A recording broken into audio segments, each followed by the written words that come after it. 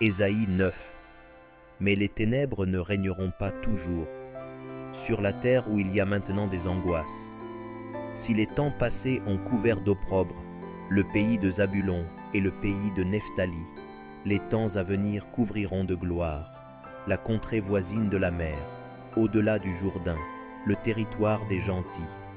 Le peuple qui marchait dans les ténèbres voit une grande lumière sur ceux qui habitaient le pays de l'ombre de la mort. Une lumière resplendit. Tu rends le peuple nombreux, tu lui accordes de grandes joies.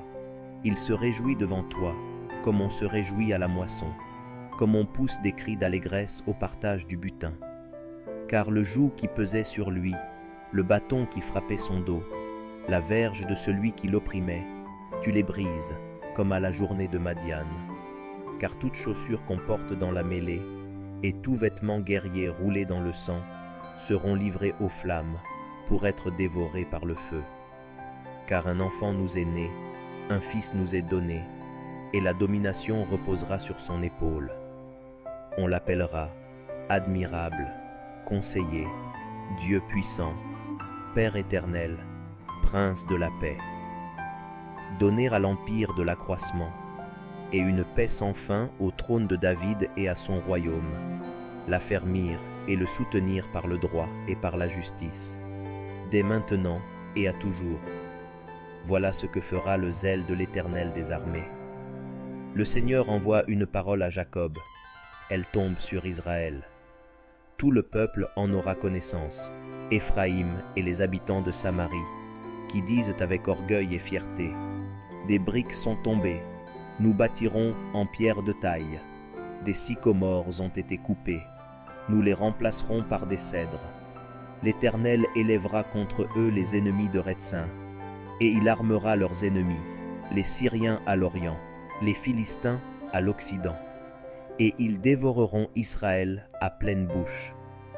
Malgré tout cela, sa colère ne s'apaise point, et sa main est encore étendue. Le peuple ne revient pas à celui qui le frappe, et il ne cherche pas l'Éternel des armées.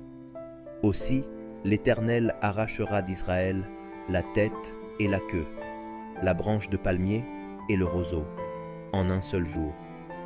L'ancien et le magistrat, c'est la tête, et le prophète qui enseigne le mensonge, c'est la queue. Ceux qui conduisent ce peuple l'égarent, et ceux qui se laissent conduire se perdent.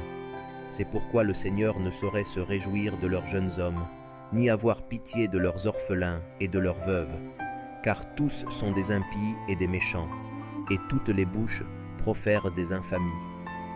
Malgré tout cela, sa colère ne s'apaise point, et sa main est encore étendue, car la méchanceté consume comme un feu, qui dévore ronces et épines. Il embrase l'épaisseur de la forêt, d'où s'élèvent des colonnes de fumée. Par la colère de l'Éternel des armées, le pays est embrasé, et le peuple est comme la proie du feu. Nul n'épargne son frère. On pille à droite, et l'on a faim. On dévore à gauche, et l'on n'est pas rassasié. Chacun dévore la chair de son bras. Manassé dévore Éphraïm, Éphraïm Manassé, et ensemble ils fondent sur Juda. Malgré tout cela, sa colère ne s'apaise point, et sa main est encore étendue.